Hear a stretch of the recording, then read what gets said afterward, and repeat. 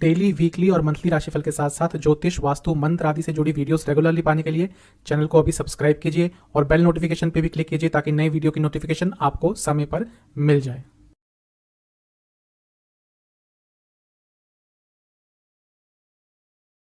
ओम गणेशाय नमः। ओम नमः शिवाय। मैं निखिल ज्योतिष आचार्य आप सभी का मेरे चैनल पे पुनः स्वागत करता हूँ। आशा करता हूँ आप सभी स्वस्थ होंगे। महादेव की कृपा आप सभी पर सदैव बनी रहे।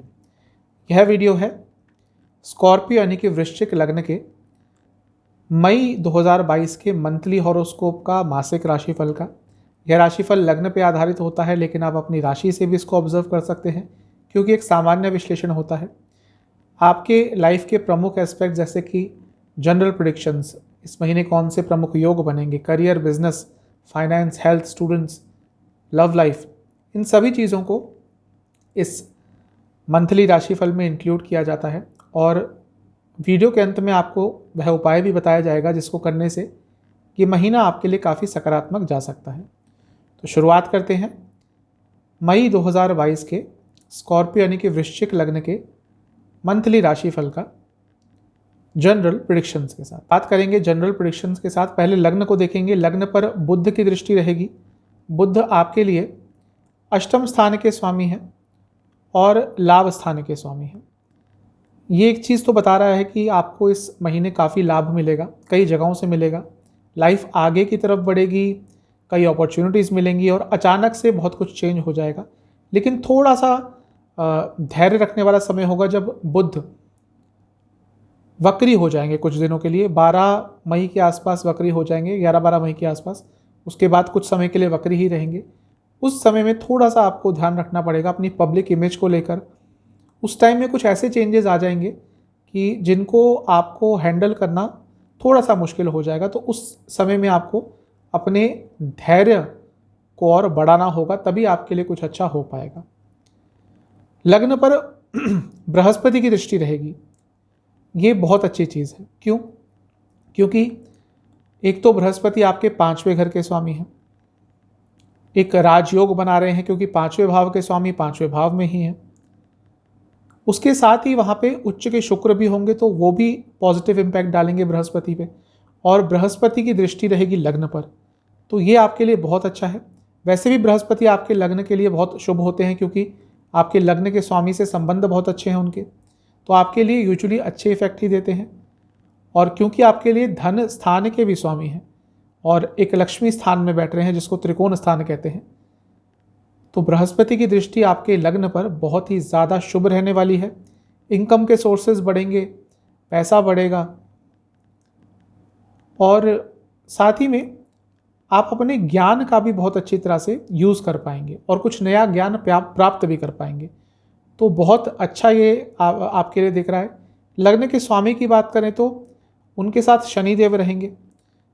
अब शनिदेव वैसे तो सस योग बना रहे हैं, राजयोग है, और लेकिन जब आपके लग्न के स्वामी के साथ बैठते हैं तो थोड़ी प्रॉब्लम होती है क्योंकि चौथे घर में ये योग हो रहा है, तो घर में थोड़ी प्रॉब्लम्स होंगी, फैमिली लाइफ में थोड़ी डिस्टर्बेंस होगी।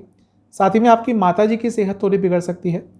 जब तक मंगल राशि परिवर्तन नहीं करते 17 तारीख तक, तब तक उनकी सेहत का आपको बहुत ध्यान रखना है।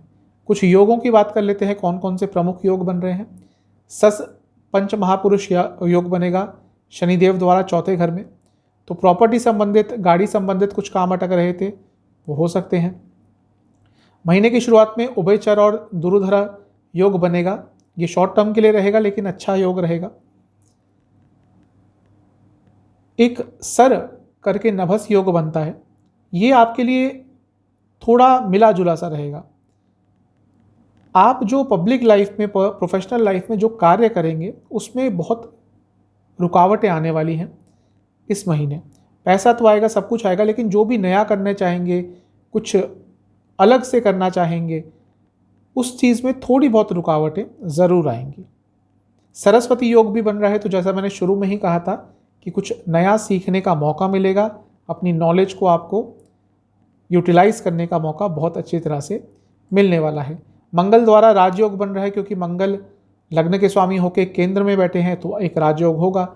और शनि देव द्वारा भी एक राजयोग बन रहा है कि वो भी केंद्र के स्वामी है और केंद्र में ही बैठे हैं। तो बहुत अच्छे योग बन रहे हैं आपके लिए इस महीने का यूटिलाइजेशन करना है। थोड़ी सी डीप एनालिसिस करेंगे, महीने को 3 पार्ट्स में बांट लेंगे। जो महीने का शुरुआती भाग है उसमें यही कहूँगा कि अपने कंफर्ट जोन से निकलिए, जो पुरानी चीज़ें, जो पुराने तौर तरीके काम नहीं कर रहे उनको बदलने का प्रयास कीजिए। अपने निजी जीवन के सीक्रेट्स किसी से भी शेयर मत कीजिएगा, भले ही वो आपसे कितना भी क्लोज हो, कोई दोस्त हो आपका, कोई कलीग हो, निजी जीवन की बातें बिल्कुल शेयर मत कीजिएगा।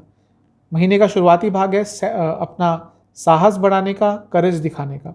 महीने का जो बीच का भाग है इसमें आपको थोड़ी अनिश्चितता ज़रूर आएगी। आपको समझ नहीं आएगा कि लाइफ इस समय कहाँ जा रही है, क्या कर रहे हैं, क्या करने चाहिए। ये चीज़ें थोड़ा सा आपको परेशान करेगी। तो यही कहूँगा कि उस समय में चीज़ों को जितना सिंपल रखेंगे उतना आपके लिए अच्छा रहेगा। अपने घर वालों के साथ, अपने दोस्तों के साथ टाइम स्पेंड कीजिएगा, उन पर विश्वास बढ़ाइएगा। जो महीने का अंतिम भाग है ये बेटर होगा, इसमें आपको अपने आप को एक्सप्रेस करने का मौका मिलेगा। और यही कहूँगा कि उस समय छोटी छोटी चीज़ों पर ध्यान मत दीजिएगा, लोगों पर ज़्यादा ध्यान मत दीजिएगा। लोग यदि छोटी छोटी चीज़ें आपके खिलाफ करते हैं तो उनको लेट गो कर दीजिएगा, तभी आपके लिए समय अच्छा रहेगा। अब चलते हैं करियर की तरफ। जो लोग जॉब करते हैं ये महीना जो है ये आपके लिए अच्छा रहेगा। क्यों? क्योंकि एक तो आपके 10वें घर के स्वामी उच्च के रहेंगे और 6ठे भाव में रहेंगे महीने के मध्य भाग तक। अब वहाँ पर ग्रहण योग बन रहा है, तो ग्रहण योग इन सब चीज़ों के लिए, यानी कि कम्पिटिटिवनेस के लिए, जॉब के लिए बहुत अच्छा होता है। तो आप बहुत जुझारू रहेंगे, कम्पिटिटिवनेस रहेगी, हर कार्य को अपने बहुत अथॉरिटी के साथ कर पाएंगे। तो ये आपके करियर के लिए, आपकी जॉब के लिए अच्छा है। लेकिन फिजूल की चीज़ों में ना पड़ें। यदि कोई जानबूझकर आपको प्रवोक करता है, जानबूझकर आपका कुछ गलत रिएक्शन निकालने का कोशिश करता है, तो आपको उस चीज़ से सावधान रहना है, क्योंकि उनका मतलब यही होगा कि आपसे कोई ऐसी बात निकलवाएं जिसके कारण आप थोड़ी प्रॉब्लम में पड़े। 10वें घर पर मंगल की दृष्टि रहेगी, जो लग्न के स्वामी है। वैसे दिग्बल तो उन्होंने लूज किया हुआ है, लेकिन क्योंकि लग्न के स्वामी है और यहाँ पे एक ऐसे ग्रह के साथ बैठेंगे जो महापुरुष योग बना रहा है, तो करियर में इस महीने कुछ अच्छी अपॉर्चुनिटीज़ आपके लिए ज़रूर आएंगी, उनके लिए तैयार रहिएगा। ओवरऑल अच्छा महीना है करियर के लिए, चीज़ें आगे बढ़ेंगी, इंक्रीमेंट के चांसेस बन सकते हैं और अपने करियर से सेटिस्फाइड रहेंगे। थोड़ा और डीप एनालिसिस करेंगे, महीने को 3 पार्ट्स में बांट लेंगे। महीने का जो शुरुआती भाग है इसमें आपको थोड़ा करेज दिखाना होगा, लोगों से डोमिनेट नहीं होना होगा, अपनी बातों को क्लैरिटी के साथ रखना पड़ेगा।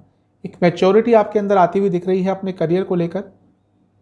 और साथ ही में ये भी कहूँगा मैं आपको कि जिस चीज़ में मेहनत कर रहे थे अपने करियर में, उसके भी अच्छे फल आपको महीने की शुरुआत में मिल सकते हैं। महीने का जो मध्य का भाग है इसमें, जैसा मैंने अभी थोड़ी देर पहले कहा कि लोग आपको प्रोवोक कर सकते हैं, आपको अपना ग्रेस मेंटेन करके रखना है। आपको अपने लेवल से नीचे जाकर बात नहीं करनी, थोड़ा काम का बर्डन ज़्यादा रहेगा। जो महीने का अंतिम भाग है इसमें शायद आपको गाइडेंस की ज़रूरत पड़े। यदि आपको कोई कन्फ्यूजन होता है तो किसी से भी, अपने किसी सीनियर से गाइडेंस मांगने से हिचकिएगा मत। और काम की तरफ आपका पैशन, आपका उत्साह काफ़ी अच्छा रहेगा।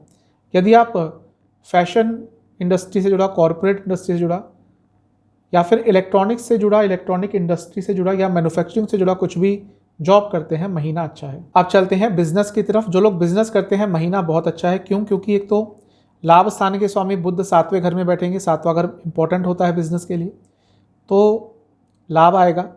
अष्टम के स्वामी भी है, तो वहाँ से थोड़ी अनिश्चितता आएगी, लेकिन इतना कुछ असर नहीं होगा। महीना अच्छा है। लग्न के स्वामी की 7वें घर पर दृष्टि रहेगी, वो हमेशा प्रोटेक्ट ही करते हैं, कुछ ना कुछ पॉजिटिवनेस ज़रूर आएगी। लेकिन थोड़ा गुस्से से बचे अपने बिजनेस में, जब लोगों से बात करते हैं, जब लोगों से डील करते हैं, एग्रेशन से नहीं करना। 7वें घर के स्वामी उच्च के रहेंगे, यानी कि शुक्र और बृहस्पति के साथ रहेंगे, तो लाभ की कई स्थितियां बनेंगी, ना केवल स्थितियां बनेंगी। जो लाभ की स्थितियां बनेंगी उसका आपको फ़ायदा भी होगा, काफ़ी धन अर्जित कर सकते हैं इस महीने। महीना बहुत अच्छा है, लाभ उठाइएगा। और डीप एनालिसिस करते हैं, महीने को 3 पार्ट्स में बांट लेंगे। जो महीने का शुरुआती भाग है इसमें बहुत अच्छे परिवर्तन आएंगे आपके बिजनेस में, अच्छी न्यूज़ आएगी, पैसा आएगा, लेकिन धैर्य दिखाइएगा। अति उत्साह में आकर कुछ गलत कर सकते हैं। जो महीने का बीच का भाग है इसमें अपने बिजनेस को एक्सपेंड करने की कोशिश करेंगे तो आपको सक्सेस मिलेगा, या कुछ एफर्ट्स डाल रहे थे अपने बिजनेस में, किसी एक पर्टिकुलर प्रोजेक्ट पे बहुत मेहनत कर रहे थे, उसके भी अच्छे रिजल्ट ज़रूर मिलेंगे। और महीने का जो अंतिम भाग है वो पार्टनरशिप नहीं करने के लिए, नए एसोसिएट्स बनाने के लिए, बहुत अच्छा है। थोड़ा बहुत रिस्क भी आप ले सकते हैं महीने के अंतिम भाग में, लेकिन पूरे महीने में एक ही चीज़ कहूँगा, गुस्सा मत दिखाइएगा, धैर्य के साथ काम कीजिएगा। स्पेशली जो लोग बिजनेस करते हैं उनको तो गुस्सा बिल्कुल नहीं दिखाना चाहिए। यदि आप रियल एस्टेट से जुड़ा, प्रॉपर्टी से जुड़ा, या फिर कुछ भी कंसल्टेशन आपका कंसल्टेशन बेस्ड कोई आपका बिजनेस है, या फिर टेक्नोलॉजिकल कोई आपका बिजनेस है, गैजेट्स में यूज़ करते हैं, टेलीफोन आदि, फ़ोन आदि, स्मार्टफोन्स आदि, इन सब में डील करते हैं, तो ये महीना आपके लिए बहुत अच्छा रहने वाला है। आप चलते हैं लव लाइफ की तरफ। सबसे पहले बात करेंगे नो कॉन्टैक्ट सिचुएशन वाले लोगों के लिए क्या होगा। देखिए, चांसेस तो हैं कि चेंजेस आएंगे, लेकिन आपको अपने व्यवहार में बदलाव करना पड़ेगा। जिस कारण से इस सिचुएशन तक पहुंचे हैं उसको जानने की कोशिश करनी पड़ेगी। किसी दोस्त के सहायता से, किसी म्यूचुअल फ्रेंड के सहायता से नो कॉन्टैक्ट सिचुएशन से बाहर आया जा सकता है। लव लाइफ की बात करें तो मतलब कि जो नया रिलेशनशिप स्टार्ट करना चाहते हैं उनके लिए महीना कैसा रहेगा। महीना अच्छा है, चांसेस हैं कि आपका नया रिलेशनशिप इस महीने स्टार्ट हो जाएगा, लेकिन आपको जल्दबाजी नहीं करनी। दूसरा, अपने प्रोस्पेक्टिव पार्टनर की हर बात को समझने का और प्रयास करना है। जल्दबाजी में कुछ मत कीजिएगा। शुरू में हो सकता है ऐसा लगे कि हाँ सब कुछ सही है, लेकिन एक व्यक्ति के जिनके साथ आप रिलेशनशिप स्टार्ट करना चाहते हैं उनके थोड़े नेगेटिव पॉइंट्स भी जानने की कोशिश कीजिएगा। तभी आप एक सही नतीजे पर पहुंच पाएंगे कि आपको रिलेशनशिप स्टार्ट करना है या नहीं। जो लोग ऑलरेडी रिलेशनशिप में है, महीना मिला जुला है। देखिए, पांचवा घर बहुत महत्व का हो जाता है, और पांचवा घर है पाप कर्तरी योग में। वहाँ पर बृहस्पति और शुक्र बैठे हैं, दोनों ही अच्छे ग्रह हैं, लेकिन जब ये दोनों साथ में बैठते हैं तो कभी कभी थोड़ी दुविधा भी क्रिएट कर देते हैं, क्योंकि एक है देवगुरु, एक है दैत्य गुरु। तो इस महीने वैचारिक मतभेद बहुत होने वाले हैं। पाप कर्तरी योग में है तो मिसकम्युनिकेशन बहुत होगी। तो थोड़ा मिला जुला सा महीना है। जो लोग ऑलरेडी रिलेशनशिप में है उनके लिए थोड़ा सा और डीप एनालिसिस करेंगे। महीने को 3 पार्ट्स में बांट लेंगे। जो महीने का शुरुआती भाग है, इसमें जितना अपने पार्टनर की संवेदनाओं को, उनकी नीड्स को समझने की कोशिश करेंगे उतना आपके लिए अच्छा रहेगा, वरना प्रॉब्लम्स बढ़ेंगी। उनको समझने का आपको बहुत प्रयास करना पड़ेगा। जो महीने का बीच का भाग है ये बहुत अच्छा नहीं है, क्योंकि एनर्जीज मैच नहीं करेंगी, एक दूसरे के शब्द समझ नहीं आएंगे, गलत मतलब निकालेंगे उनका, एक दूसरे के शब्द चुभेंगे। तो महीने का बीच का भाग अच्छा नहीं है। मैं यही कहूँगा कि एक छोटा सा गिफ्ट दे दीजिएगा अपने पार्टनर को। महीने के जो बीच का भाग शुरू होगा ना 11-12 तारीख को, आप उससे देखेंगे कई नकारात्मक चीज़ें आपके रिलेशनशिप में से निकल जाएंगी। जो महीने का अंतिम भाग है ये थोड़ा बहुत ठीक है। कुछ चीज़ें डिले होंगी आप दोनों के लिए जो आपको फ्रस्ट्रेट करेंगी। हो सकता है शादी की बात आगे लेके जाना चाहते हो लेकिन वो आगे ना बढ़े, उसके कारण थोड़ी फ्रस्ट्रेशन रहेगी, लेकिन चीज़ें बेटर होंगी। भाग्य का साथ मिलेगा चीज़ों को ठीक करने के लिए, और फ्यूचर प्लानिंग के लिए भी ये जो महीने का अंतिम भाग है ये आपके लिए अच्छा रहेगा। चलते हैं मैरिड लाइफ की तरफ। 7वें घर को बहुत महत्व दिया जाता है। अब वहाँ पर बुध हैं। बुध बिजनेस के लिए तो अच्छे हैं यहाँ पर, लेकिन वैवाहिक जीवन के लिए बहुत अच्छे नहीं, क्योंकि अष्टम का स्वामित्व है उनके पास। दूसरा, मंगल की दृष्टि रहेगी। अब मंगल लग्न के स्वामी है, बिजनेस के लिए अच्छे हैं, सब चीज़ के लिए अच्छे हैं, लेकिन तभी कहता हूँ मैं कि ग्रहों को समझना बहुत आसान नहीं है। वो मंगल जो बिजनेस में आपको सक्सेस दिला सकते हैं वही आपके वैवाहिक जीवन में इस महीने बहुत प्रॉब्लम ला सकते हैं। तो ये महीना वैवाहिक जीवन के लिए बहुत अच्छा नहीं है। 7वें घर के स्वामी शुक्र हैं, उच्च के रहेंगे, बृहस्पति के साथ रहेंगे, लेकिन पाप कर्तरी योग में है। तो ये महीना शादी के लिए थोड़ा, या शादीशुदा लाइफ के लिए थोड़ा प्रॉब्लमेटिक रहेगा। बहुत सारे कम्युनिकेशन गैप होंगे, मिसकम्युनिकेशन होंगे, आर्ग्यूमेंट्स होंगे। थोड़ा धैर्य बना के रखेंगे तो अच्छा रहेगा। मैं यही कहूँगा कि जितनी ज़रूरत वाली बातें करेंगे, गैर ज़रूरती बातें नहीं करेंगे, उतना आपके लिए अच्छा रहेगा। महीने को 3 पार्ट्स में बांट लेते हैं। जो महीने का शुरुआती भाग है इसमें कुछ चेंजेस आएंगे जिनको हैंडल नहीं कर पाएंगे, उसके कारण प्रॉब्लम्स होंगी। थोड़ा प्यार, थोड़ा अपने पार्टनर, लाइफ पार्टनर को कंफर्टेबल करने की कोशिश करेंगे। भले ही आपको पता है कि वो कुछ गलत आपसे कह रहे हैं, लेकिन थोड़ा सा आप इनिशिएटिव लेकर उनको कंफर्टेबल करने की कोशिश करेंगे तो फिर भी चीज़ें महीने के शुरुआती भाग में ठीक जाएंगी। जो महीने का बीच का भाग है यहाँ पे चीज़ें बेटर होंगी, स्पेशली 17 तारीख के बाद काफ़ी हद तक चीज़ें बेटर होंगी। कुछ ज़्यादा ही नकारात्मकता का माहौल हो गया था तो वो भी चेंज होता हुआ दिख रहा है। मैं यही कहूँगा कि एक सरेंडर का भाव रखिएगा, मतलब कि जब चीज़ें अच्छी नहीं चलती तो ज़्यादा कंट्रोलिंग नहीं बनना चाहिए, कई चीज़ें काम नहीं करेंगी, ये समझ लीजिएगा कि हाँ जब थोड़ा नेगेटिव टाइम चलता है तो चीज़ों को सिंपल रखिएगा, आपके लिए अच्छा रहेगा। जो महीने का अंतिम भाग है ये भी थोड़ा मिला जुला है, यहाँ पे भी कुछ बहुत सारे चेंजेस आएंगे जिनके लिए आप तैयार नहीं थे। यदि आपको समझ आ गया है कि प्रॉब्लम कहाँ पे आ रही है तो उसको उसी समय सॉल्व कर लीजिएगा, वरना आगे चलकर वैवाहिक जीवन में और प्रॉब्लम्स आएंगी। चलते हैं फाइनेंसेस एक्सपेंसेस की तरफ। पैसे की बात करें तो लाभ स्थान के स्वामी 7वें घर में रहेंगे, लग्न को देखेंगे, अच्छा है। दूसरे घर के स्वामी जो धन स्थान है बृहस्पति हैं, वो अपनी राशि में आए हैं बहुत समय बाद और उच्च के शुक्र के साथ बैठेंगे 5वें घर में, जो कि एक लक्ष्मी स्थान है। तो ये महीना पैसों के हिसाब से तो आपके लिए बहुत अच्छा है, सब कुछ अच्छा ही दिख रहा है। और इन्वेस्टमेंट के बारे में भी आप बहुत सोचेंगे, लॉन्ग टर्म हो शॉर्ट टर्म हो, बहुत पॉजिटिव महीना है पैसे के हिसाब से। लेकिन क्योंकि दूसरे भाव के स्वामी पापकर्तरी योग में है तो गैर ज़रूरती चीज़ों पर भी थोड़ा खर्चा करेंगे। आपको समझना पड़ेगा कि हो सकता है कुछ लोग जानबूझकर आपके साथ हो पैसों के लिए, अब ऐसे दोस्त हैं आपके या कौन है, थोड़ा सा इस चीज़ पर भी विचार कीजिएगा। बात करते हैं पैसा कहाँ कहाँ से आ सकता है। शेयर मार्केट से पैसा कमा सकते हैं, बैंकिंग सेक्टर में काम करते हैं पैसा कमा सकते हैं, मार्केटिंग एडवर्टीजमेंट इनसे जुड़ा कुछ काम करते हैं पैसा कमा सकते हैं, हेल्थ केयर इंडस्ट्री में जुड़ा काम करते हैं पैसा कमा सकते हैं, और फॉरेन रिलेटेड आपका कुछ भी काम है तो भी आप पैसा इस महीने बहुत कमाएंगे। खर्चा कहाँ पे होगा? खर्चा आपका होगा किताबों पर, एजुकेशन पर। शेयर मार्केट में भी पैसा लगाएंगे तो उसको खर्चा नहीं कह सकते, इन्वेस्टमेंट ही कहेंगे, लेकिन पैसा उसमें ज़रूर जाएगा। साथ ही में अपने घर के कुछ सदस्यों की सेहत पर या उनको खुश करने के लिए, उनकी किसी इच्छा को पूरी करने के लिए इस महीने पैसा खर्च होगा। महीने के शुरुआती भाग में खर्चा एकदम बढ़ेगा, एकदम शूट हो जाएगा खर्चा, तो उस पर थोड़ा नियंत्रण रखेंगे तो आपके लिए अच्छा रहेगा। यदि कहीं घूमने जाने का प्लान बना रहे थे तो उस पर भी इस महीने खर्चा हो सकता है। अब चलते हैं स्टूडेंट्स की तरफ। 5वां भाव बहुत महत्व का होता है, वहाँ पर बृहस्पति होंगे तो बहुत अच्छा है। अभी अभी आए हैं अपनी राशि में 12 साल बाद, और शुक्र उच्च के रहेंगे तो ये महीना ओवरऑल स्टडीज़ के लिए तो बहुत अच्छा रहेगा। आपसे बस मैं यही कहूँगा कि ईगो और ओवर कॉन्फिडेंस मत दिखाइएगा, वरना प्रॉब्लम होगी। एक नई डायरेक्शन भी आपको मिल सकती है अपनी स्टडी लाइफ में, वो भी आपके लिए पॉजिटिव रहेगी, और अपने ऊपर भी विश्वास बढ़ेगा, अपने स्टडीज़ के ऊपर विश्वास बढ़ेगा, ये भी आपके लिए अच्छा दिख रहा है। बात करते हैं जिनके एग्ज़ाम्स हैं। महीने के शुरुआती भाग में एग्ज़ाम रहेगा 1 से 10 के बीच में, अच्छा रिजल्ट आएगा, अच्छा परफॉर्मेंस रहेगा, अच्छा समय रहेगा आपके लिए। महीने का बीच का भाग थोड़ा प्रॉब्लमेटिक रहेगा क्योंकि कंफ्यूज हो जाएंगे, जब एग्ज़ाम देने बैठेंगे तो बहुत भ्रमित हो जाएंगे, कंफ्यूज हो जाएंगे, और उसका नेगेटिव इम्पैक्ट एग्ज़ाम्स के रिजल्ट पर पड़ सकता है। जो महीने का अंतिम भाग है वो ठीक ठाक है, लेकिन ग्रुप स्टडीज़ पर फोकस कीजिएगा। अकेले पढ़ने की सोचेंगे, अकेले तैयारी करने की सोचेंगे तो उतना अच्छा अचीव नहीं कर पाएंगे जितना करना चाहिए।